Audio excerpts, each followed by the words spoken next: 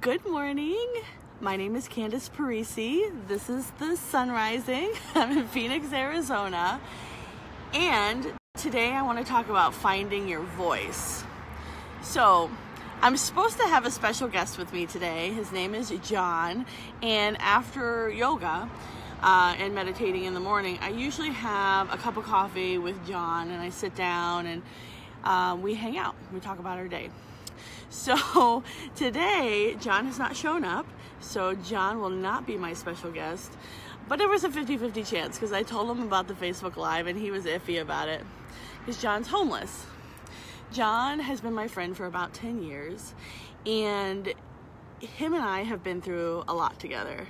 I used to be a therapist here in Phoenix, and he would come to my office and we would talk about mostly we would talk about stories, and we would talk about him being a veteran and him learning to fall in love with who he was after he came back from the war. And he's been homeless for 15 years and doesn't feel the need to have a house, doesn't feel the need to be conventional. He has an amazing dog for the last 7 years, and he's just a really cool guy, but he's not here. So I've just talked about him, even though he has not arrived here today. So him and I were sitting down and having coffee right here, to watch the sunrise yesterday, and we started to reminisce about a friend of ours named Sal.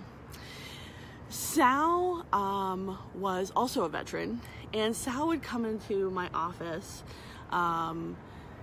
about 5 days a week, and he would sit down, and usually we would just talk about whatever therapists talk about and do a lot of listening. But Sal always wanted to tell me the same stories, and it was always about the war. It was always about very deep, dark stories that are important to him, how he saved people's lives and his connection to that time and his fears because of it. Because he lived outdoors as well, full-time, and was a full-time alcoholic. Hold, please. So when I built a relationship with Sal, and so did John. John and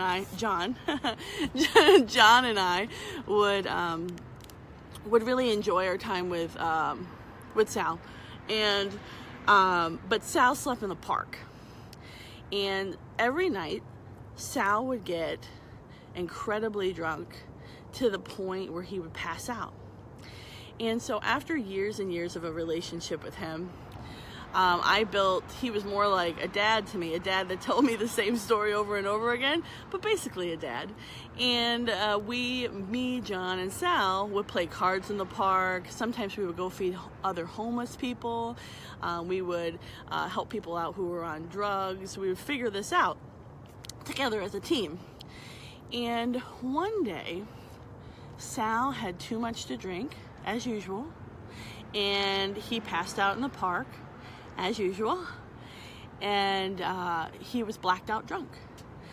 And a truck came up, and this is a hard story, that's why I needed John here. Where are you, John? A truck came up of a bunch of boys in the middle of the night, and with baseball bats, and they beat him with baseball bats, jumped out of the truck, beat him with baseball bats, and then poured gasoline on his body and lit him on fire. And so that's how Sal died. He was burned to death in the park. And the big thing about Sal, and what me and John were talking about yesterday, is that the big thing that he always wanted to make sure is that he had a voice. And so when he walked in a room, he would express everything. When he would hang out with us, he would tell us all his stuff. And every day, he expressed himself as much as he could, even though he was in pain, even though he had PTSD and didn't want to live indoors. Even though he was in this alcoholic state a lot of times, Sal was awesome. And I don't know what kind of people do what those people did, but it was terrible. And so we lost our friend, and we lost somebody who had such a beautiful voice. And then John and I stepped it up. John and I, we were sad for a little while, but then we decided we were going to go out and spend more time with more people that are homeless. And even though John's homeless, which it would have been cool if he was here, but even though John's homeless, he gave so many shits, and he gives so many shits about the community of homeless people that we would give out water. We would just go do all the things and help the people together. And it was more powerful because usually nobody gives a shit about John. He looks like a dirty homeless man. And so you assume that maybe he's not smart, or maybe he doesn't have anything of value to give, or maybe, all of these assumptions, the keep away assumptions. But homeless people have a story. They just don't have a voice sometimes because they're passed by, because we don't want to be that. I think that in life, a lot of times we see other people and we go, oh, I don't want to be that. And so we avoid, or we run away from what's so exciting about John and about Sal and about really the homeless community. Is that, yes, it is unfortunate that people are homeless, but there is a large group of people who want to be homeless or have mental illness and they can't not be homeless. And so they don't have a voice to give because they just look like strangers walking down the street that you should be afraid of. And sometimes you should. Sometimes people are on drugs. Sometimes people don't have the best intentions. That's absolutely true. But when you're following your intuition and you're following your gut, you can tell the difference between, usually, when somebody's a good person or not a good person. And maybe I take more risks, but at the end of the day, I wouldn't change my relationship with any of the people that have been in my life who have been homeless. When I travel around the country, I make sure that I keep my heart open to that.